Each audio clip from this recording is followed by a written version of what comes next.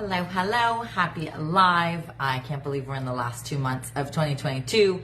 I also can't believe the next holiday is Christmas. I apologize for missing last week. I was away, but I will do the normal today and do your guys' questions and answers. I will do some real estate updates as well as happy news, okay? I'm also not facing the windows in my condo just because the sun sets so early and then it'll eventually look like I'm in a black backdrop. So I am in my kitchen. Hi Justin, how are you? Hi Mark, hi Shelly. I can't see everybody there. But thank you guys for popping in. So again, I will do the normal. If you guys have any questions, feel free to write them in the chat. Otherwise, I will just answer some of the ones that have come in throughout the week. But feel free to watch or ask questions at any time, okay? All right. So the first question comes from Katrina, and Katrina is in Bracebridge. So Katrina says, I have seen some signs on the highway for shells of homes, and I'm wondering by the time you add septic, well, interior bathrooms, etc., floors, is it even cheaper? Thank you, Katrina, for asking.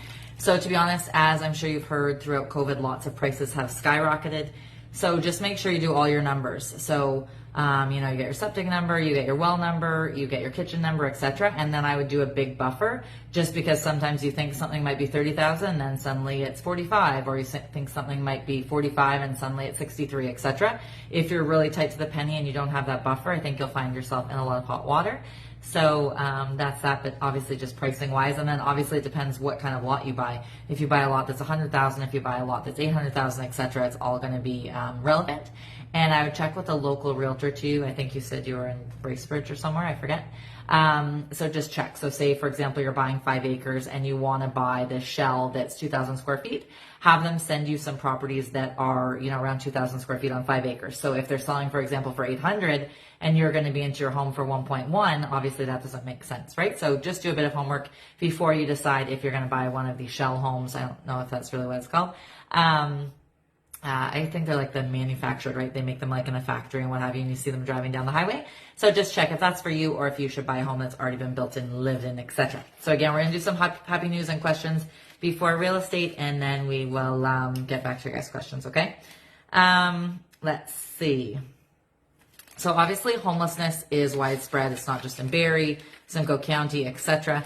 And there was a place, let me pull it up right, Salt Lake City. So there's a place in Salt Lake City, and they just passed this allowance to this 8-acre parcel, and they're going to build 430 tiny homes.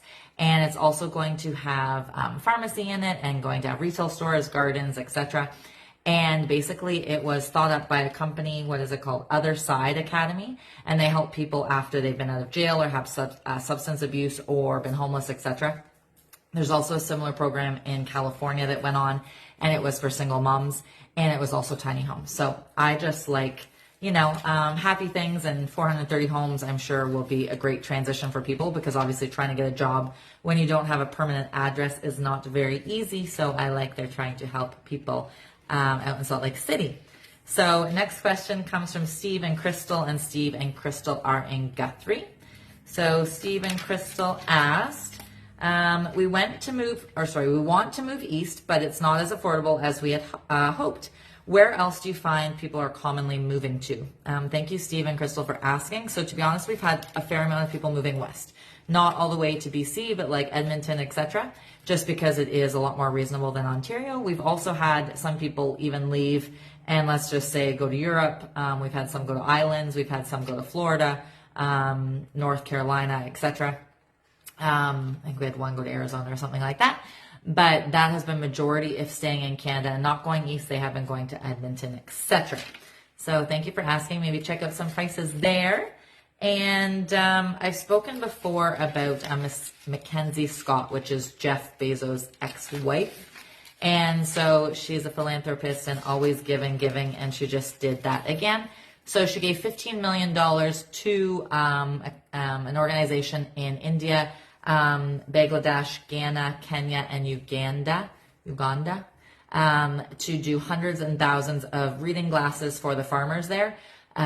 So that's awesome. Basically, she says she's going to keep giving until her safe or her vault or what have you is empty. So I always love her and what she's giving back.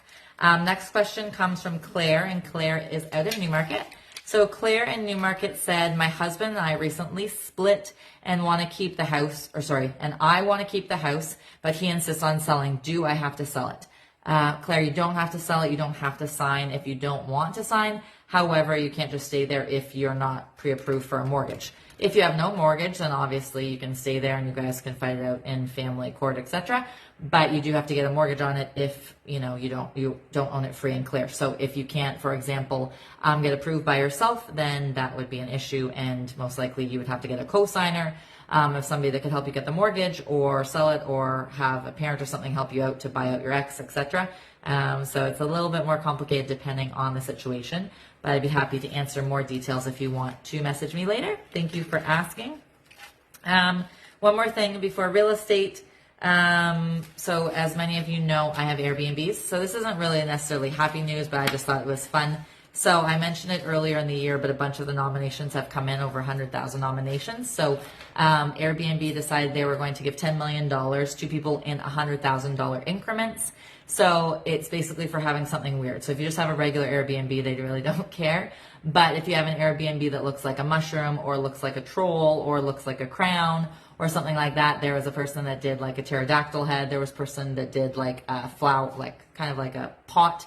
It looks like you live in a planter kind of thing. There was also a person that did a pig lying down. What else was there? There was a crown. There was like a flower blossoming. There was a large TV facing the water. Well, it looked like a TV, but it was a place to live. And so I just like fun things like that, because who wouldn't like $100,000 to, think like a child and design like a child and draw like a child, etc., and then get to make it come to life. So I like that. So next is real estate. So don't forget that we do have 2 new incentives. So we do have our one that we've always had, which is we guarantee to sell your home or we will buy it for cash. So that one is still around. And then we also have, because a lot of people are worried that the market will crash. So we also still have that one that's different. So if you're worried the market will crash, we will sell your house for free. So feel free to reach out to us at the office about that, 705-726-7000. Again, 705-726-7000. If you think the market will crash and it does go down in value, we will sell your home for free. Okay? Okay. So, real estate. So obviously not obviously, but to some it's obvious, who stay on top of everything. Last Wednesday, a week ago today, the interest rates did rise 50 basis points, which is 0.5%. So now the interest rates are now 3.75. Earlier this year, at the very beginning of the year, they were only 0.25. So to be from 0.25 all the way to 3.75 in 1 year is obviously a large jump. And there have been 6 rate increases already this year. I'll tell you later when the next one is, but basically it's the first week of December. Okay, so the first Wednesday of December. And I'm sure you've heard, whether it was in past lives of mine or just in headlines, up 30%, up 40%, up 50%, even 60%, and some places were up 70%, which has been obviously crazy and not sustainable. So that obviously has been corrected by all of these increases in rates, okay? So we're not seeing that at all anymore. We're not seeing up 17%. That was even at the beginning. We're not seeing up 24%. We're not seeing up 39%, 44%, etc. Okay? So all of that ludicrousness is gone. So what they're thinking basically right now globally is they think that in 2022, the market will go up 3%. They think in 2023, it will go up 1.5? Yeah, 1.5%. And in 2024, they think it will go up 2, I can't say 2 properly, 2%. Okay, so 3% in this year, 2022, 1.5 in 2023, and 2% raise for your house value in 2024, which is crazy to say 2024, but that is what they're predicting right now. Okay. One economist said the housing market has retracted sharply. There's obviously tons of economists and they're all saying different things, but that was one of the, not famous ones, but the guy that got a lot of traction. And basically, in general, a lot of households and even businesses in general aren't spending as much money because they're waiting to see what happens with everything, with all the rate increases and so forth. They want to see what happens before they go out and spend all of this money. So a lot of people, I mentioned this in the past, they have to leave province just because they can't afford to buy a home, etc. So they either leave province or they rent, whether they were already a renter or they sell their home, etc. So I'm just going to go over some rents and stuff for 1-bedroom apartments so you guys have an idea of price points. So in Toronto, the average 1-bedroom apartment is $2,303 a month. In Oshawa, you're looking at $1,760 a month for a 1-bedroom. In Mississauga, you're looking at $2,070 a month for a 1-bedroom. In Kitchener, you're looking at $1,750 a month. In Barrie, you're looking at $1,700 a month. In Ottawa, you're looking at $1,786 a month. And in Hamilton, you're looking at $1,790 a month. So earlier in 2022, it was cheaper to pay your mortgage than it was to pay your rent. But now, because of the interest rates going up, etc., it actually is cheaper to rent right now per month than it is to pay your mortgage payment. Obviously, to pay your rent, it's not going down on your principal, etc. Whereas if it's your mortgage payment, part of it is going towards your principal. And then obviously in time, the house will go up in value. Yes, we know it's going down right now, but we know it'll correct and be higher down the road. Okay. Let's see. So since more people are renting, that is an upper hand basically for investors, because investors know that they have more people that are applying for their properties. They can be more picky, and they can also charge a higher amount of rent just because they know that, hey, more people are renting right now, etc. So I can charge more. So a lot of people are still getting into the market investing, or people that already own are just upping their rents. Obviously, they can only go a certain amount per year for guidelines, but if the people move out, they could have been paying $1,700 and new people could move in and they could rent it at $2,300. They don't have to do that percentage once a person moves out, okay? What else? So why people are leaving. One question earlier, I think, was about, besides going east, where are people going? And I mentioned some people going west. So for example, in Edmonton, the average condo in Edmonton is $220,000. $13. I was gonna say $113.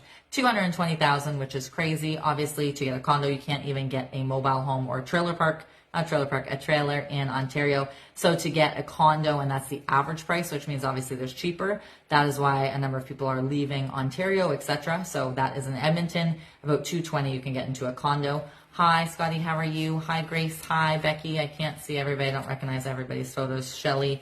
Marcus, I can't see that. I think it says Tammy. And Samantha, thank you guys for popping in. So a $220,000 mortgage in Edmonton will cost you about $954 a month. And rent there averages over $1,100 a month. So obviously there, it's cheaper to pay your mortgage payment than it is to pay rent. Whereas in Ontario, it's cheaper to pay rent than a mortgage payment currently. Again, doesn't mean you're paying down your principal, but just saying if you're looking at strictly monthly costs, okay? Okay. So, what was I going to say? So a lot of people are holding off on buying right now, just kind of waiting to see what the market will do.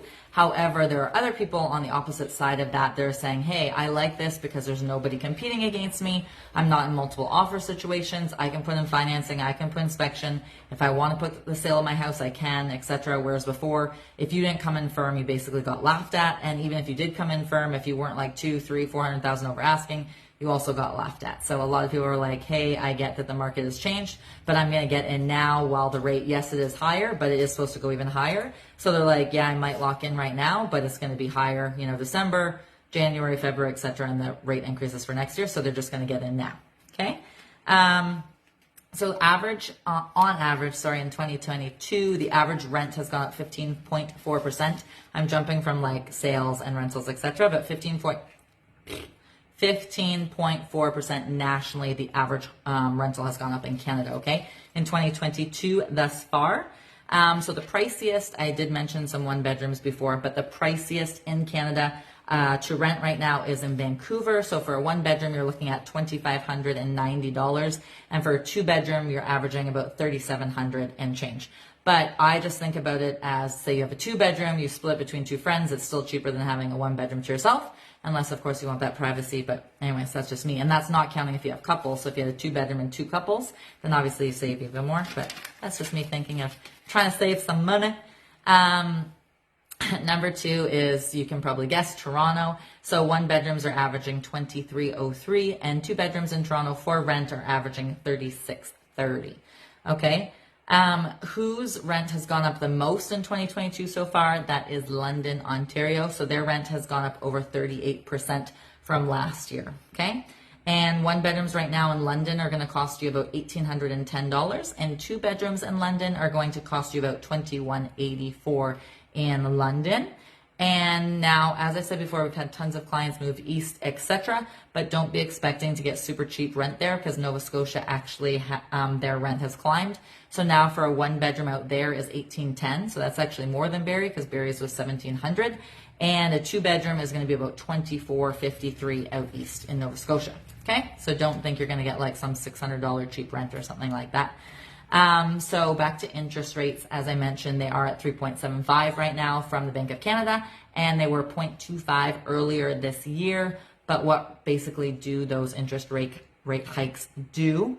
So they take first-time buyers out of the market because usually people are shopping at the top of their price point. If you then up their interest rates, then, you know, like I said, in Edmonton or Calgary or whatever, it was $220,000. You can't buy anything for $220,000 here. So if you were approved for $400 and now you're only approved for $300, you could barely buy anything at $400. And not to be rude, but good luck buying anything at $300. Okay, so that is what it's doing, is taking the first-time buyers out of the game. And basically, even if the prices go down of the homes, it doesn't mean that people are going to pay less per month just because the interest rates are still expected to go up. So that's why a lot of people are still like, hey, I'm going to buy now, even though the rate is higher, yes, than it could have been, that I could have got, you know, in January, February, etc.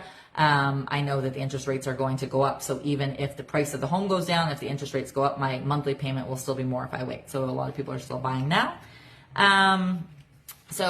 Normally you would see like options for like 1, 2, 3, 5 year when you go to get your mortgage. And now there's been a lot advertised 5 year, 7 year, 10 year, etc. But a lot of people are trying to lock in for 1 or 2 years because they're afraid, hey, if I lock in for a 7 year, and yes, it's going to go up a bit, but then it comes down and I'm locked in at say 5.75 and it's only 2.75, then they're going to be kicking themselves. So they're still trying to lock in about 1 or 2 years right now, but banks are trying to get them like 5, 7, 10, etc. Okay. What else?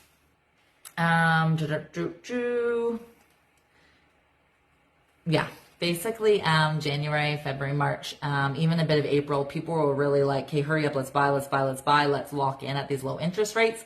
And now everybody's like, let's wait and see what happens, which was also what happened in 2008. Everybody was kind of like on a standstill, seeing what was happening in the States, and kind of it's what's happening right now. I can't speak properly this evening. So again, before it was like rush to get their interest rates in and to buy something, and now it's like just wait and see what happens. Like again, like I mentioned, was 2008. Okay. What else was I going to say? I'm sure many of you have heard of like Tinder or Bumble or what have you.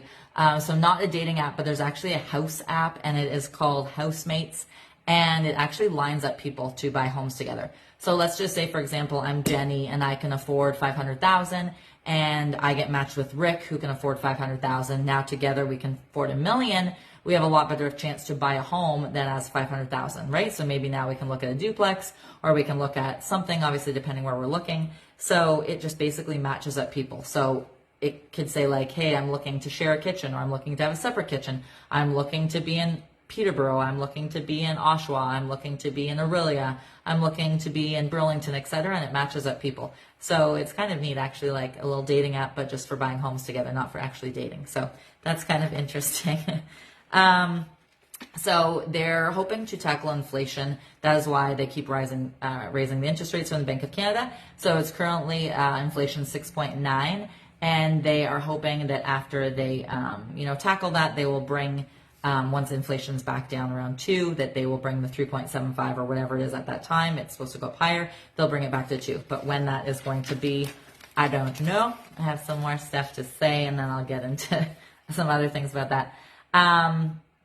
So the slowdown that's predicted for the beginning of 2023 is supposed to be the slowest it's been since 1982. I was not in the real estate game in 1982, so I don't know how slow it was. Obviously, I could read about it, and I could read about the early 90s, etc., but I did not live it. But that is what it is supposed to be like 1982. There's this fellow, his name is Tiff, which is a girl's name to me, but he is a man.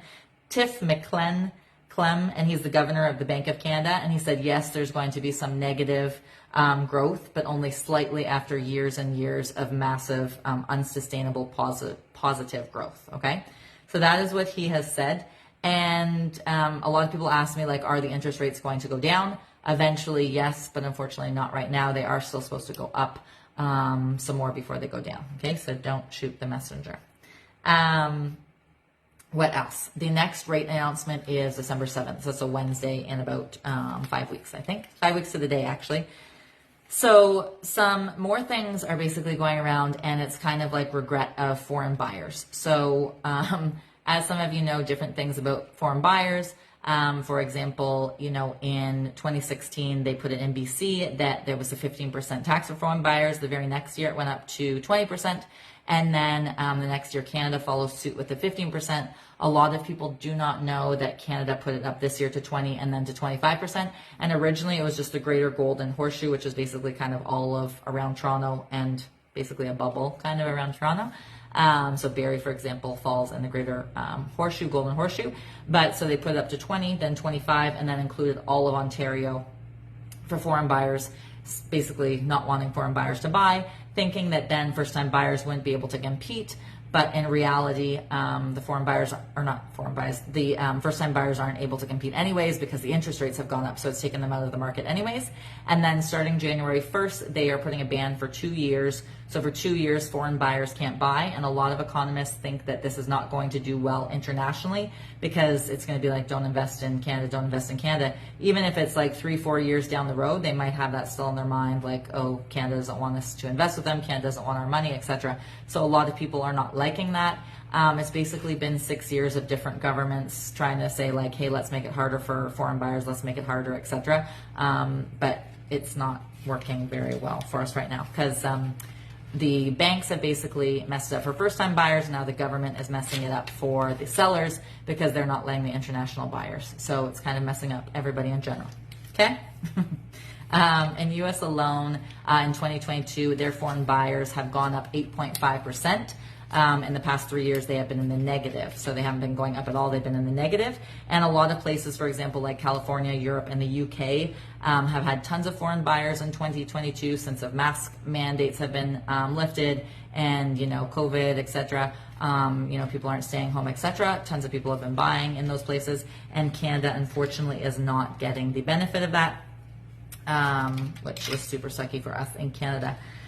So we're more following basically other places like New Zealand and Singapore, which is kind of more putting up walls to foreign buyers, whereas other people are like, hey, come be a nomad here, hey, come work here, like Portugal, like Bali, etc. They're like, hey, come on in, whereas we're kind of saying like, get out, don't come here kind of thing, which has its issues. What else? I've just been going off the cuff to see. I'm seeing if I missed anything. What else am I going to say here? I said about Portugal, Singapore. Oh yeah, so there was an agent in Vancouver, and they basically said they used to do about 6 to 9% a year of foreign buyers, and now they're lucky if they do 1%. Again, that's just the government saying, hey, we don't want you to buy here. We're going to add all these extra taxes for you. But it's still basically in the end a matter of supply and demand. So we have a lot of millennials that want to buy. We have a lot of baby boomers that don't want to move. And then we have a lot of immigration, etc. So it's still supply and demand regardless of what they do with the foreign buyers.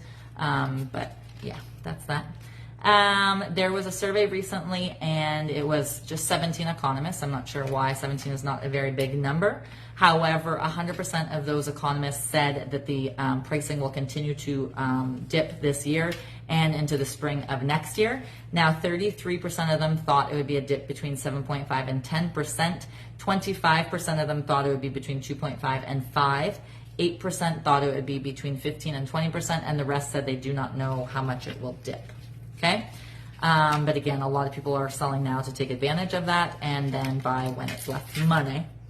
In Canada, on average, homes have dropped 6.6% last month. And I didn't really do anything locally to Simcoe this week just because I kind of do a bit of all over. So next week I will just do about Simcoe County, okay? So you guys don't have to get mad at me that I didn't do anything on Simcoe County. Next week will be all Simcoe County. So the next question comes from Brad and Tammy, and Brad and Tammy are in Barrie. So Brad and Tammy said, how is it fair that our neighbors sold for 1.2 in February and we have a bigger lot and a bigger home and we can't even get $9.99? Hi, Brad and Tammy. It is not fair. However, it's the interest rates and it's the Bank of Canada, and I didn't do that. So it's super sucky. I get it. Believe me, I would have sold things then as well, but I was busy selling everybody else's properties and not my own, or I would have also listed at those times and not now. not now, because it's, you know, it is still going down, so it's better now than in a few months, but it would have been nicer in January, February when it was even higher.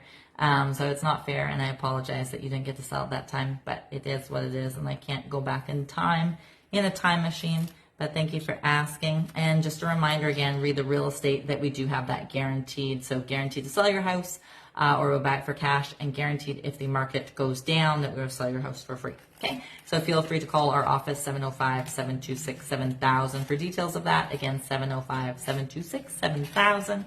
And was my next happy story come from?